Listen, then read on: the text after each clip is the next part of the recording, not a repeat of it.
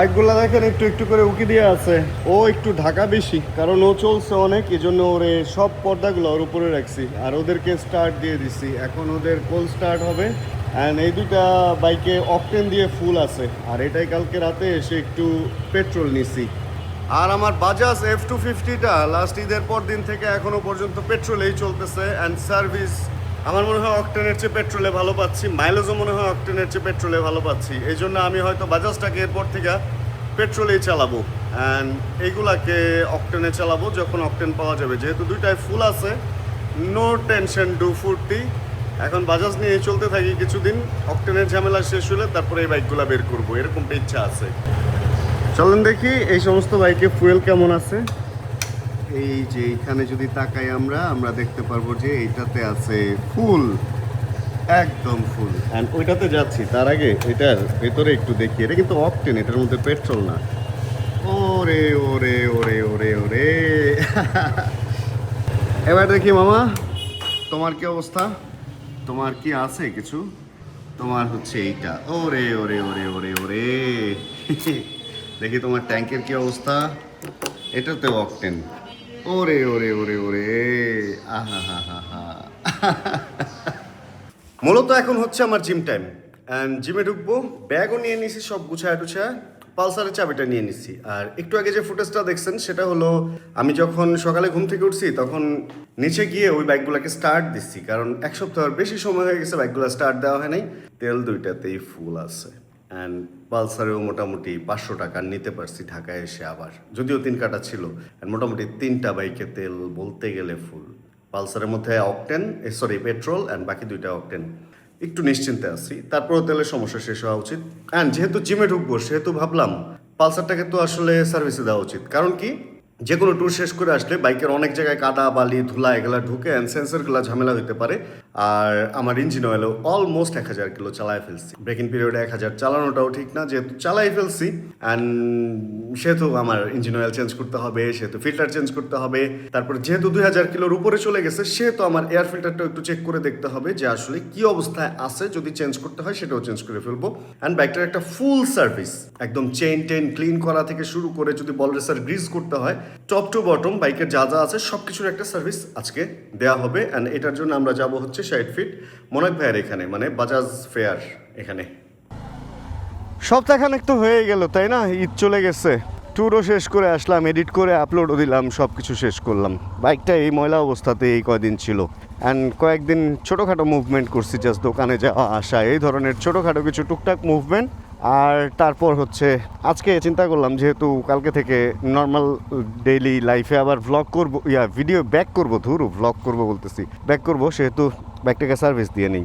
And fuel মোটামুটি 2 কাটা কম সবই আছে, 2 কাটা বা 3 কাটা কম আছে। এটা ট্যাঙ্ক অনেক বড়। হ্যাঁ ভাই জামু ভাই, ভালো আছেন? তাহলে চলেন আমরা এদিক দিয়ে আগাই। ভাইয়ের ফেসটা অনেক পরিচিত মনে হইতেছে, রেগুলার দেখি, কিন্তু হঠাৎ করে গাড়িতে দেখে না ওনাকে আমি চিনতে পারতেছি না। মানে এরকম হয়, একটা মানুষকে ধরেন আপনি এক জায়গায় দেখে চিনেন, হঠাৎ করে আরেক জায়গায় দেখলে চেনা যায় না। যাই হোক, আমরা আজকে বাজাজ ফেয়ারে যাব। আর একটা ব্যাপার অনেকেই বলে যে আমি যে সমস্ত সার্ভিস সেন্টারগুলোতে যাই ওগুলাতে কি as I am A influencer, এই কারণে কি ওরা আমাকে স্পেশাল ট্রিট করে কিনা, না ওরকম কিছু না। As I am A influencer আমি কোনো জায়গা থেকে স্পেশাল কোনো ট্রিট নেই না। ইভেন আমার যারা পরিচিত আছে ওরাও ওই সার্ভিস সেন্টারগুলোতে যখন যায় তখন আমি যে সার্ভিসটা পাই ওরাও সেম সার্ভিসটাই পায়। অ্যান্ড আমি বলবো আপনারাও যাবেন, সেম সার্ভিসটা নেবেন। সার্ভিসটা হচ্ছে বুঝে নেওয়ার ব্যাপার। অ্যান্ড ভাই সব সার্ভিস সেন্টারে যে আমাকেও ভালো সার্ভিস দেয় ব্যাপারটা তা না। আর এই সমস্ত কারণে আমি কিন্তু সব সার্ভিস সেন্টারে যাই না। তাই আপনিও সেই সার্ভিস সেন্টারটাতেই যাবেন যেখানে আপনি উইল বি ট্রিট ওয়েল, আপনাকে ভালো মতো ট্রিট করা হবে, ভালো মতো সম্মান করা হবে, ভালো মতো সার্ভিস দেওয়া হবে। তো যাই হোক, উত্তরা থাকতে আমি বাইক সবসময় ধুয়ে মুছে পরিষ্কার রাখতাম, বাট এইখানে আসার পরে আসলে নিচতলায় নেমে পার্কিংয়ে এসে পাইপ কানেক্ট করে দেন এটা আমার জন্য একটু প্যারা হয়ে যায় সত্যি কথা, এই জন্য আর ওটা করি না।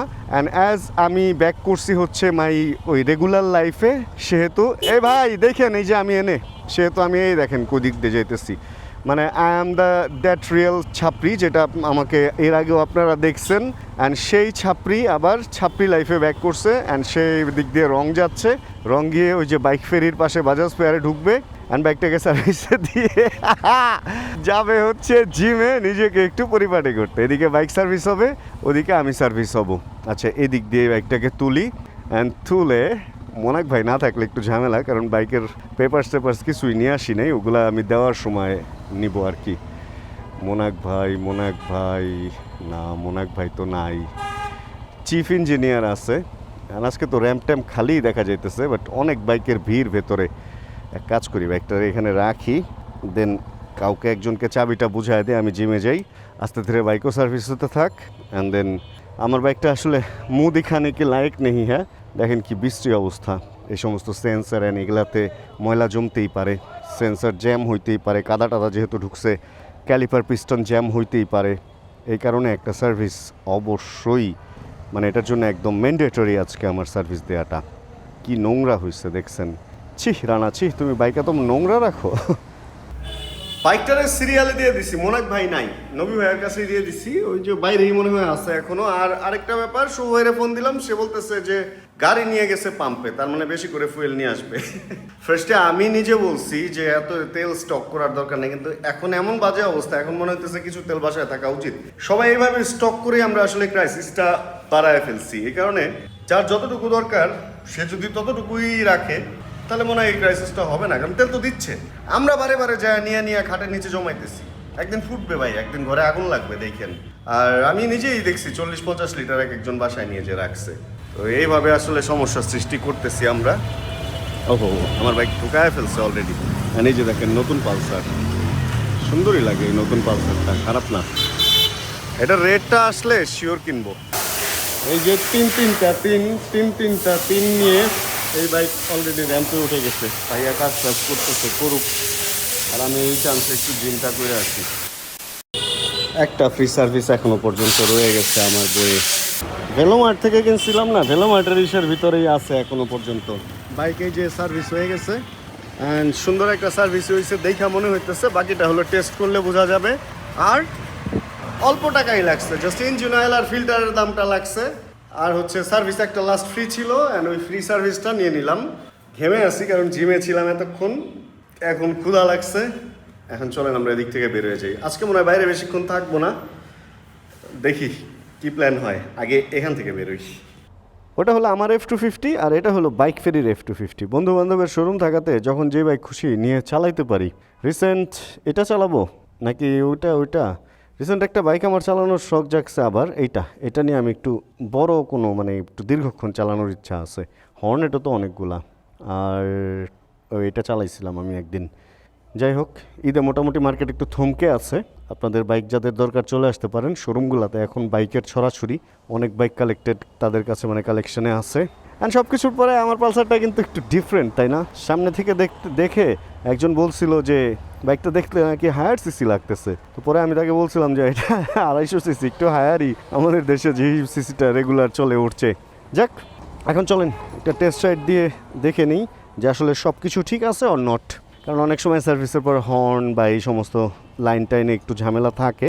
অ্যান্ড তেল সব ঠিক আছে কিনা দেখি। সবচেয়ে মূল্যবান জিনিস হচ্ছে তেল। ফুল হয়ে হ্যাঁ আগের জায়গায় আসছে। তেল আসলে খরচ ওরকম হয় না, হয়তো 1/2 লিটার তেল ধোয়ার জন্য ওরা নেয়, থ্রটল বডি টডি ক্লিন করার জন্য ওই 1/2 লিটার নেয়।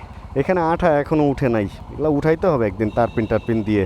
ওই যে ক্যাপ লাগানো ছিল এগুলোর মধ্যে, হ্যাঁ দুইটাই বাজতেছে। ভাই সার্ভিসের পর বাইক যে ধামাকেদার হয়। এখন চেনে লুপ করছিল কিনা একটু দেখে নেই তো। চেন, হ্যাঁ একদম চেন পুরা লুপ টুপ করে। ভাই আজকে এই বাইক চালা মজাই অন্যরকম হবে। আর একটা ব্যাপার বলি, এই বাইক নিয়ে ট্যুর করে আমি যে মজা পাইছি, আমি নেক্সট আরেকটা ট্যুর এই বাইকে দিতে চাই। এই কারণে এই বাইকটা তাড়াতাড়ি সার্ভিস করে নিলাম, তা না হলে আরও কিছু চালাইতে পারতাম। আর ট্রিপ বিটা আবার 0 করে দিই। ট্রিপ 1 0 করে দিছে, 2 আরে ওরাই 0 করে দিছে। দুনিয়ায় যত ট্রিপ আছে সবই ওরা 0 করে দিছে। জায়গাটা ভালো, 0 করছে, ভালো হয়েছে। এখন আমার একটা হিসাব থাকবে যে আবার এই ইঞ্জিন অয়েল দিয়ে 1000 কিলোর উপরে অবশ্য চালাবো না, আরেকটা ট্যুর করবো, দেন আবার এই ইঞ্জিন অয়েলটাও ফেলে দিব। এই বাইকটা নিয়ে ট্যুর করে ভাই আমি অন্যরকম একটা মজা পাইছি। আর এই বাইকের আরেকটা প্ল্যান আছে, আমি এখানে একটা ক্যামেরা লাগাবো যেহেতু উইন্ডশিল্ড আছে। কই যান? আমি বাসায় যাই, ক্ষুধা লাগছে। কি গাড়ি? ও আরে গাড়ি তো রং টং কইরা নতুন হয়ে গেছে পুরা তুমুল, আমি চিনিই নাই। আরে কই রাখবো এটার? কে আছে ভাইয়া? এইখানেই রাখি ভাইদের শোরুমের সামনে, 2 মিনিটের জন্য একটু রাইখা গাড়িটার একটু দেখি। শুভের গাড়ি কালার করছে তো কি অবস্থা। এটা সামনে আমরা বাড়ি টাড়ি খাওয়া অ্যাক্সিডেন্ট করে একাকার করছিলাম, আর এখানে সজল রেখা রাখছে কে যেন। ওরে কালার করার পরে তো যে রাইখা রংপুর গেছিল, রংপুর না উনি গেছিল ওনার বাড়িতে নওগাঁ, অ্যান্ড তখন একটু ময়লা হইছে, পার্কিংয়ে রাখা ছিল তো। পুরা ফিট তুমুল না, ভেতরে তো আগের মতোই আছে, বাট বাইরে একদম নতুন হয়ে গেছে। আবার আমার গাড়িটার মিস করি, সেম মডেলের একটা গাড়ি আমার ছিল তো। খারাপ না তো, ভালোই তো লাগতেছে ভাই, সুন্দর। সাদা গাড়ি আসলে সবসময় সুন্দর। পার্ল, ওই তো আমার জন্য সাদাই। দেখতে সাদা মানে সাদা, এত পার্ল মার্ল এত খুঁজাকে দেখবো। পার্লের ব্যাপার হচ্ছে ওই মতির মতো, মানে কি বলে রে, পার্ল মানে কি মুক্তার মতো আর কি, একদম সাদা না, একটু ঝিরি একটা মার্বেল টাইপের ব্যাপার থাকে। আমি জায়গা, আমার খিদা লাগছে ভাই, আল্লাহ হাফেজ, টাটা। চলেন আমরা চলে যাই, আমার এমন ক্ষুধা লাগছে, পেট জ্বলতেছে পুরা। জিম থেকে বের হয়ে মানে ড্রিঙ্কস খাওয়া হয়তো একটু সাপ্লিমেন্ট হাবি যাবি, তারপরে যদি কিছু না খাই পেট জ্বলতে থাকে। Artificial food is artificial food, ওটা কখনো মেইন ফুড হিসেবে আসলে ধরা উচিত না, এই কারণে মেইন ফুড খাইতেই হবে। এখন এই দিক দিয়ে চিপা দিয়েই ভাগি, যে চিপা দিয়ে আজকে বেরোছিলাম যে চিপা দিয়ে বেরোছিলাম এই চিপা দিয়ে এই চিপাটা দেখেন এইটুক জায়গায় খালি নষ্ট, এরপর থেকে সব ভালো। মানে ওরা জানে কেমন বুঝছেন, একটু মানে পেয়ারা সারা পেয়ারা পাকলেও ওই নিচের যে জায়গাটা ফুলের জায়গাটা, ওই জায়গাটা কিন্তু কাঁচাই থাকে সারা জীবন। তো ওরকম এই রাস্তাটা বানাইছে ঠিকই, কিন্তু এই জায়গাটা কাঁচাই রেখে দিছে। যাই হোক, এগুলিতে যেহেতু ঢুকছি এদিক দিয়ে ভিতরে দিয়ে আমাদের এলাকায় চলে যাবো। তাহলে আজকের ভিডিও থেকে আমরা এখানে বিদায় নিই। কিছুই নাই ভিডিওতে, কারণ আগের ভিডিওগুলো এত কিছু সমৃদ্ধ ছিল, এই ভিডিওগুলো এখন একটু রয় লাগবে। তবে অ্যাজ আর্লি অ্যাজ পসিবল আমি রওনা হয়ে যাব হচ্ছে নতুন কোনো জায়গায়। আপনারা জানেন কোন জায়গার ভিডিও দেখতে চান, ইনশাআল্লাহ আপনাদের মতামত নিয়েই সেই জায়গাটা আমরা এক্সপ্লোর করতে যাব এবং ভিডিও রেকর্ড করবো ইনশাআল্লাহ। তাহলে আজকের ভিডিও এতটুকু। ভিডিওতে কোনো কিছু ভালো লাগে ছোট্ট একটা লাইক, হ্যাঁ যদি চ্যানেলে নতুন হন সাবস্ক্রাইব করে হয়ে যান আমাদের ফ্যামিলি মেম্বার। জানাবেন কে কোন জায়গা থেকে ভিডিও দেখছেন। যতক্ষণ পরবর্তী ভিডিও নিয়ে আবার আমি না আসতেছি, ততক্ষণ ইনশাআল্লাহ আমরা থাকবো ভালো, আমরা থাকবো সুস্থ এবং করতে থাকবো চিল ইনশাআল্লাহ। এটা হচ্ছে শিমুলতলা মসজিদ, আর আমি এদিক দিয়ে ভিতরে দিয়ে ওইদিক দিয়ে আমার বাসায় চলে যাবো। Chill bro. Check the mic and make sure it sound right, boys.